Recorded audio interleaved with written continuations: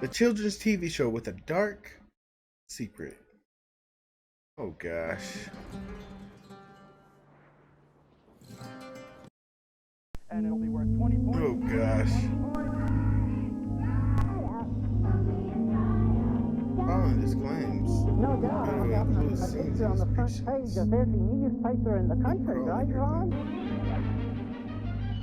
It's 8 a.m. sharp on a Saturday morning in 1979. Families in the Tampa Bay area turn on their television sets as thousands of sleepy children awake on their day off from school. Some flip to Nickelodeon, where a rerun of Pinwheel is playing. Some flip to ABC, where they would catch the final episode of a short-lived TV series called Fangface. Bro had one too. However, that morning, others would opt for a more virtuous wake-up call, flipping the station instead to Channel 22, or the Christian Television Network, where a new show was opening the day's slate. A show called... Who? Joy Junction. The show Joy Junction quickly found its place in the hearts of viewers, with kids immediately connecting with the quirky characters and silly looked games. like a creepy Their ass Christian set. parents too found solace in the show's themes and non-offensive The stories, Banana Split Show? creating a program What's that could be experienced together as a whole family. From that day on, families What's that? What's a Banana Split Show? all across Florida and eventually across the entire United States came to enjoy the program, looked like a which creepy continued set. on for a run of over 20 long years, until one Saturday morning at 8 a.m. sharp, when, without explanation, the show came to an unceremonious end and was Damn. never broadcast again. Well, what happened? Today, the show and all official records of it have been scrubbed from the internet, with the Damn. companies behind its creation and the networks that aired it acting as if it never even existed, some allegedly going as far as to destroy any remaining copies, thanks solely to the heinous events that transpired during and after its television run. This is the story of What? Joy Junction, the children's TV show with an unimaginably dark secret. What the fuck? We'll return after these messages. One of the most frustrating things to me is spam phone calls and spam texts. There was a point scheduled. You're right. You're right. You're right. Absolutely. You're right. Hour of fun and games at Joy Junction. Now here's Sheriff Don. Thank you, and welcome to this fun little town of Joy Junction. Joy Junction was both the name of the show and the name of the fictional town in which it was focused. A town where numerous characters converged to tell stories, play games, and answer questions, all of which pertaining to Christianity. Each episode followed the same basic structure. They were 30 minutes long and would tackle one general lesson taught in the Bible and tell it through an acted out story. This was then interspersed with Hey, Dragon, why'd you call it the Banana Split Show? various games and audience participation, as the show heavily leaned on including its young fan base and immersing them in the world of Joy Junction. They even had a live studio audience for every episode, comprised of kids ages 3 to 13, with the participants and crowd genuinely seeming excited to be there, which was largely due to its lovable cast of characters. The most prevalent of these was Sheriff Don, who was actually played by the creator of the show itself, Don McAllister. And the whole gang is here, so we're going to have us a good time today. Glad you could join us for the next 30 Joy minutes. Junction. He guided the show from segment to segment and often focused on the Bible while driving home the episode's central theme, while also being the one who most often interacted with the children who I participated know it's about to in be the show. crazy. He talking about Then God. there was Forrest Padley, a soft-spoken professor who, ironically, often had lessons taught to him due to his obvious clueless nature. Your bubble. He'll even help when That's you the get name of the wrong. one show it showed in the intro. Ah, okay, I missed that. Sorry. You're in trouble. Hey, All right, Sheriff big Don, dog. You're a poet too.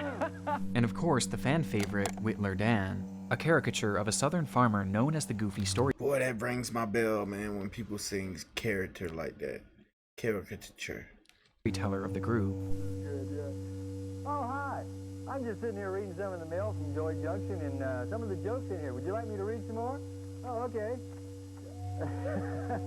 That's good, yeah. Yeah. Oh, you want me to read it to you? But of all the characters to come from Joy Junction, there was one, or two, who were by far the most popular, yet polarizing. Uh-oh. It's about to get crazy. Ron and Marty. Played by professional ventriloquist Ronald Williams, Ron and Marty were far and away the most memorable characters for those who watched the show, and for obvious reasons too. Many children watching at home found the duo, and Marty specifically, to be off-putting, even... Yeah, Marty looked fucking ill. What the fuck is those eyes, nigga? What the fuck is those eyelashes, nigga? Nigga got fucking... Nigga, what the fuck? Nah, bro. Get Marty out of here, man. Played by professional ventriloquist Ronald Williams, Marty out of were here, far and man. away the most memorable characters for those who watched the show, and for obvious reasons too. Many children watching at home found the duo, and Marty specifically, to be off-putting, even horrifying, with some claiming that the doll gave them nightmares and was just too creepy to look at, causing many to stop watching the show altogether. Like, let it look But chill. despite this, others found the duo to be hilarious and Let it entertaining, look chill. tuning in week after week just to see them perform. For the viewers, it was a love or hate relationship with Ron and Marty. But even so, it was impossible to dismiss their impact on the show. They appear in every single episode that we have available today, and they were often tasked with teaching the children some of the series' most important lessons. Lessons like not to cuss. It seems like I'm hearing a lot of swear words. All the kids are Okay, using Elizabeth. swear words these days. They I'm are. afraid one of them's going to slip out of my mouth. First of all, why don't you try immediately praying and asking the Lord to take those bad words and thoughts out of your mind? Say, that's a good idea. Practicing self-control. Self-control? Oh, well, I don't think my self-control works. It must be broken. They got on the same Marty, shirt. I don't think anybody can practice self-control all by themselves, but if you'll just ask the Lord to help you, He will. Defeating bad thoughts. Hearts will cause good That's words facts. and thoughts to come out of our mouths. It's almost so, Marty, as if our mouths will overflow with the thoughts and the ideas that are inside of us. You know, we need to be very careful about what we put in our minds and our hearts, Marty. That's for sure. And most controversially, Ron, they were looking at some dirty pictures and they wanted me to look too. Well, Marty, what did you do? Well, I said, look, guys, I like you a lot and I want to play with you, but I can't look at those pictures. Why y'all I talking can't about do it." this? whether it was the lessons they taught, or Marty's blatant uncanniness, these two characters were the most vividly remembered part of the show. And this is important, as these memories are essentially all we've been left with. We are still covered with that darkness and with that sin. And when we say He'll wash us as white as snow, that's referring to the sin that's within us. What? Joy Junction is classified today mainly as lost media. No official copies of the show have ever been published by its creators or the networks that owned it. It just kind of ended one day and was never talked about again by those involved with the project. Oh, that's it. And this We're lack done. of archiving stretches past just the media itself. If you were to look online for information on the show today, you would find next to nothing. There's no Wikipedia page, no actors, producers, or directors Damn. mentioning it in their work history or on their resumes. There's no Yeah. official website.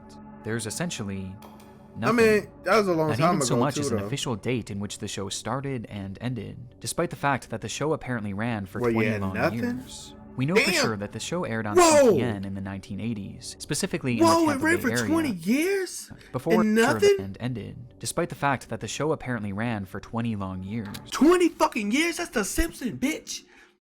Bitch, that's Family Guy right now, nigga. And nobody fucking know what? What? Bitch. What? Nigga, that's Family Guy. We know for sure that the show aired on CTN in the 1980s, What? specifically in the Tampa Bay area, before it was later syndicated and broadcast across the country on channels such as TVN and Smile of a Child. But today, none of these networks mention the show having ever aired in their lineups, and none of them have ever provided an explanation as to why the show was pulled from the air. The only reason we even know anything about it is thanks to old recordings and VHS tapes captured by those who once enjoyed the show. With a few dozen episodes and some short clips from the series having made their way to YouTube in recent years, essentially serving as the only surviving relics of Joy Junction. Because of this, the show is largely a mystery, and information is incredibly scarce and hard to come by. But after doing some digging, I was able to find some mentions of it in old newspapers printed nearly 45 years ago that did shed a bit of light on the context surrounding its creation. The first mention of Joy Junction came in 1978 within the Evening Independent, though at this point it was not even a television show yet. Instead, advertisements were placed in the paper weekly for the Faith Community Church in Largo, Texas, that mentioned including some sort of in-person act specifically for children, called Joy Junction. It's unclear what this performance actually entailed, but coincidentally, just 1 year later, the show Joy Junction would begin filming in Largo, Florida, with these original performances likely serving as the inspiration and the basis for the show itself. Following this trail of newspapers, I also found that the show was created by a company called WCLF, which began broadcasting back in October of 1979, with the founder of the company vaguely mentioning Joy Junction as an upcoming project. And sure enough, 1 week later, that same paper included a television guide that mentioned Joy Junction showing on TV for the very first time, giving us its likely premiere date of November 10th, 1979. Aside from this, I was able to confirm that the show did in fact play all across the United States, so it and wasn't in like limited the to just 90s Florida, or the 89. which might be why finding an exact date on when the show ended has proven essentially impossible. But the most common belief across the internet is that the show lasted until somewhere like around 99. 2004, Yeah, putting 2004. its lifespan I at was a tripping. surprising 25 Yeah, that's why I was at like years, 99. which makes it all the more unusual that there's Yeah. hardly any mention of it online, and that there was seemingly no attempt to ever 2004, even nigga. archive it. It seemed as if the parties And involved nobody didn't knew just drop the nothing? show and forget about it. They completely washed their hands of it and tried their best to bury it. There are even rumors circulating that CTN themselves had all their remaining copies set on fire and What destroyed. the fuck so happened then? If they trying to fucking ban the show like that, if they trying to scrub the show, dude, what happened? that the show would forever be forgotten. What And when you happened? consider everything that happened, this isn't really all that surprising. But what is surprising is the extent of the unraveling and the way in which it began, as it all started with a simple water bottle. A what? It's unknown when exactly the discovery was made, just that it was a terrible one. Police arrest a man under the suspicion of distributing CP, only to find numerous images depicting it on his hard drive, with the vast majority of the always the victims fucking involved case, being dude. impossible to identify, except for one. Within the background of one of the images lay a hidden clue, a water bottle displaying the name of a swim and scuba school in Johnson County, Kansas City. Police did a search of the area, asking for help identifying the victim, only to find that it was a terrible one. Police arrest a man under the suspicion of distributing CP, only to find numerous images depicting it on his hard drive, with the vast majority of the victims involved being impossible to identify, except for one. Within the background of one of the images lay a hidden clue, a water bottle displaying the name of a swim and scuba school in Johnson County, Kansas City. Police did a search of the area, asking for help identifying the victim, which led them to a young child who swiftly pointed out their abuser as being a man named Michael Arnett. Michael was immediately arrested, after which the true extent of his crime would be uncovered on his home computers. They contained countless photographs and videos depicting the same disturbing material, including a great deal that was produced by Michael himself. The contents of these images are genuinely some of the most appalling I've ever heard described, though we'll get more into that later, because there is something more relevant to this video that they found on his device. It was a lengthy online chat history with a man named Ronald Brown. And Ron, you're not one to talk. You're always on the telephone too. Well, I guess you got a point there, buddy. Ronald's life was centered around three fucking things: way. ventriloquism, Christianity, and children. His primary job was working as a traveling puppeteer with a show called Puppets Plus, Well, if you fucking with puppets, of course you're gonna be around a lot of children. working school events, That's- birthday parties, and at local malls. He also hosted a weekly puppet show for his local congregation that he billed as being specifically for children.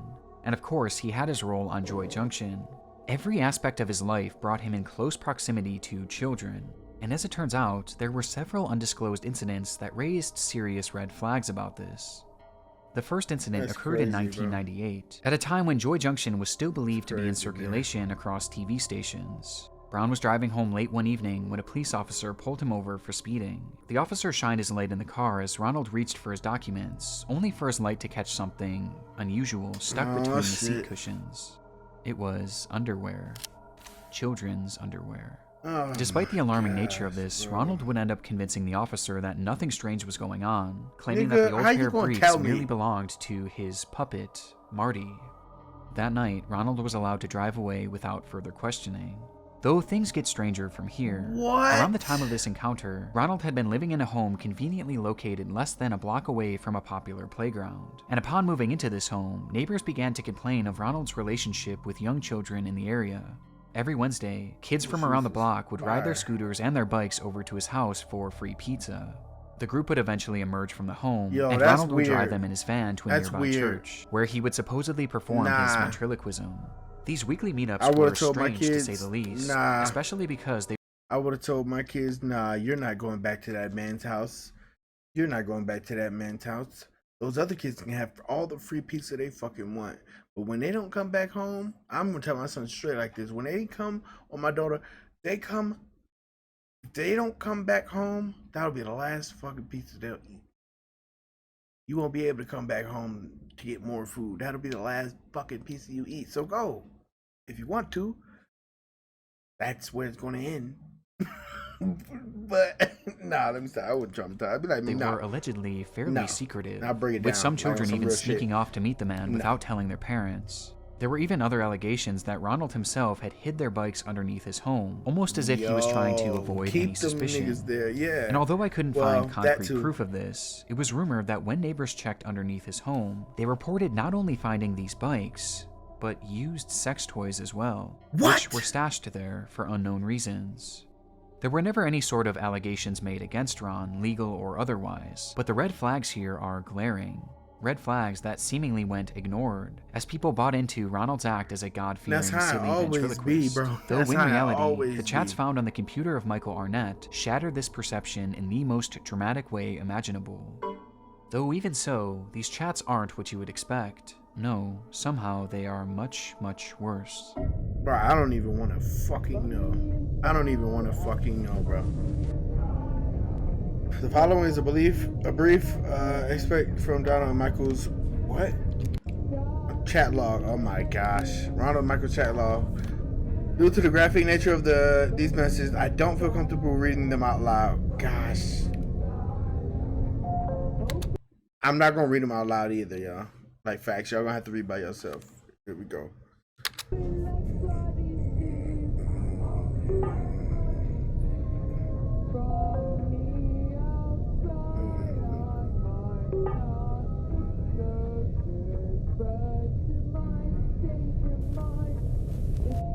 What?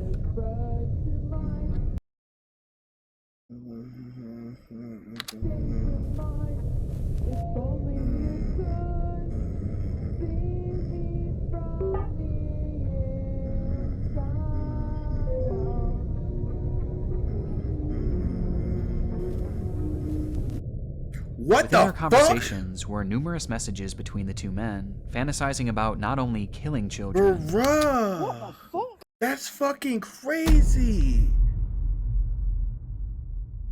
What the fuck, bro? What is up with these people, but bro? eating them as well, with most of the messages being far too vile to discuss or even show in this video. And this wasn't just fascination, it was obsession. Ronald had even found a child at his church that he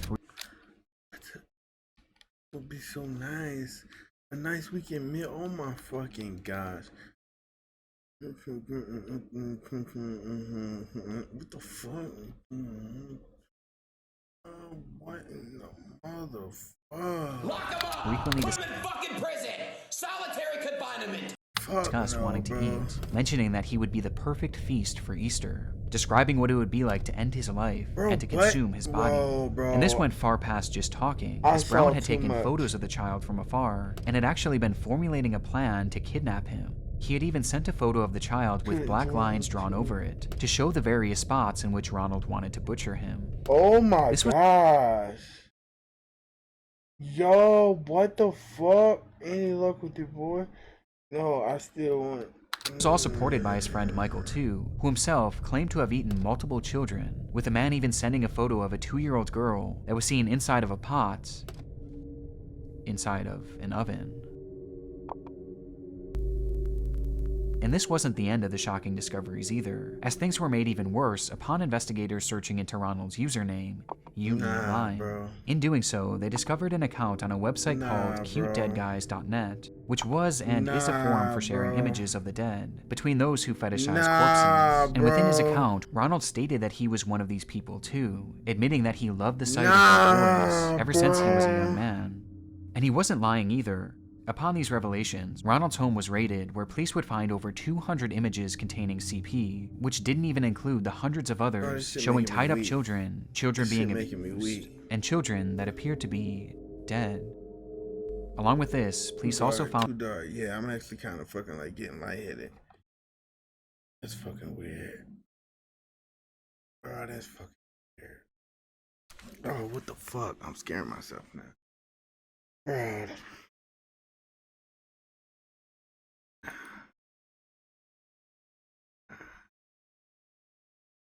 Nah. Nah.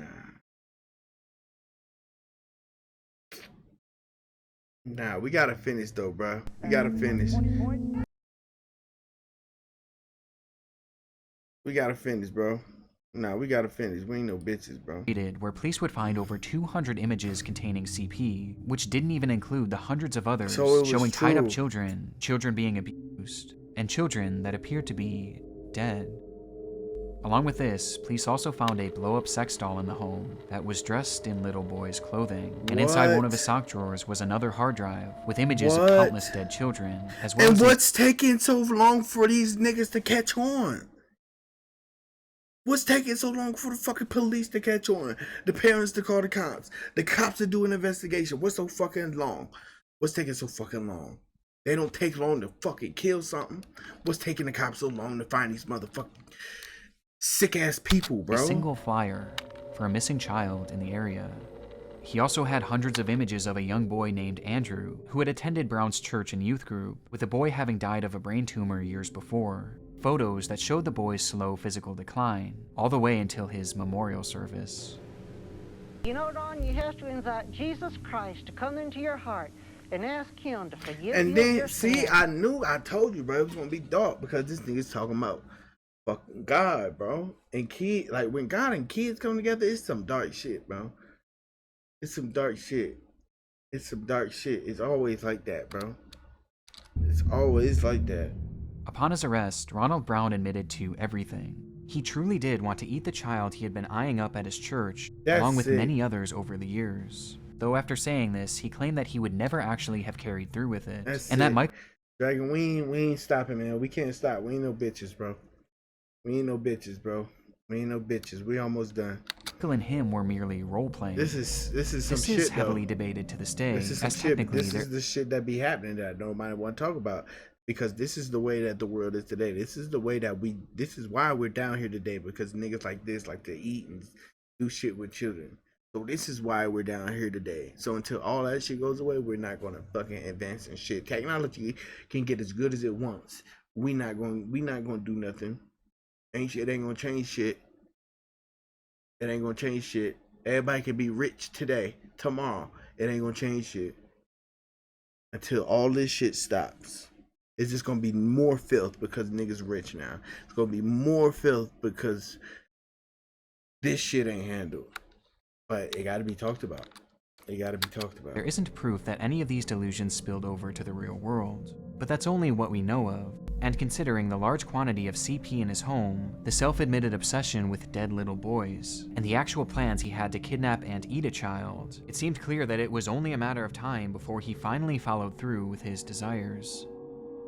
For Ronald, there was no defense, and because of this, the judge handed down a sentence of 20 years in 2014, which would wind up becoming a life sentence, as it appears he passed away sometime in 2020, well before his scheduled release. Good, bitch ass nigga. Clap that shit up, nigga. Clap this that discovery shit up.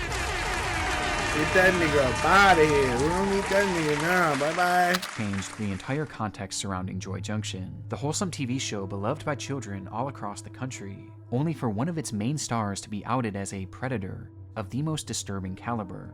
But there was one last discovery made by law enforcement in Ronald's case that makes the show that much more chilling. During the raid on Ronald's home, officers found a collection of journals that Ronald wrote in daily, where he obsessively discussed young boys that he had been coming into contact with, highlighting his desire to know what it was like to kill them, and to know how they taste. These journals, to my knowledge, have never been released to the public, but the thing I find most interesting about this is the date at which these journals started. 1978, meaning that this disturbing desire had been brewing inside of him for decades. And coincidentally, Joy Junction just so happened to start 1 year later, in 1979, meaning that many of the kids seen on this program were likely the very same ones that Ronald wanted to eat.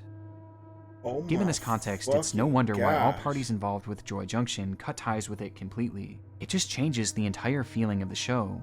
From the moment that one simple water bottle was identified, Joy Junction's fate was sealed, and so was Ronald Brown's. Still though, I'm left with many questions after reviewing this case. Was there anything more to that traffic stop in 1998, or those pizza parties with the kids? And how serious was Ronald about following through with his plans to kill C, with the answer to these questions likely being taken to the grave along with him? But what I find so fascinating about this case is that the fallout of the raid on Michael Arnett's home is still being felt to this very day.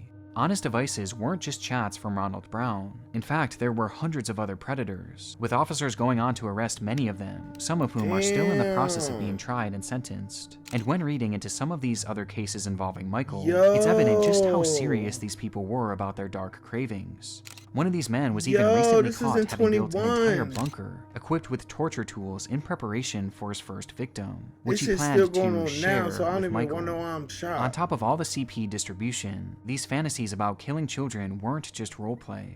These were very real thoughts and very real plans. But the one small bright spot of this case is that the 2-year-old girl that Michael had photographed in his oven, out here, bro. thankfully was found alive and well, and he too never got to carry through with eating a child, at least that we know. But his physical abuse against them was in fact very real, and as were his desires that him and Ronald likely would have acted on had this entire ring never been exposed.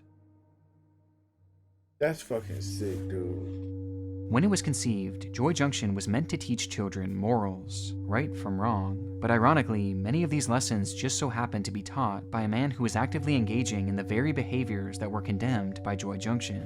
Ron, they were looking at some dirty pictures and they wanted me to look too. As your companions, you Like, should why have are we friends talking who have about that? purity. Exactly. That was the giveaway, bro. Like, that was more than a giveaway. Like, why are we talking about that? Why are we talking about that? Clean thoughts, and will only give you So good you know, ideas. like, bro. With his actions forever tainting the show and condemning it to a lifetime of obscurity, remembered only for the man and his puppet, who brought the whole thing down. As a matter of fact, there's something I want to share right now. Really? That's right. Don't go away, kids. Joy Junction is coming right back. Ugh, that sounds just gross.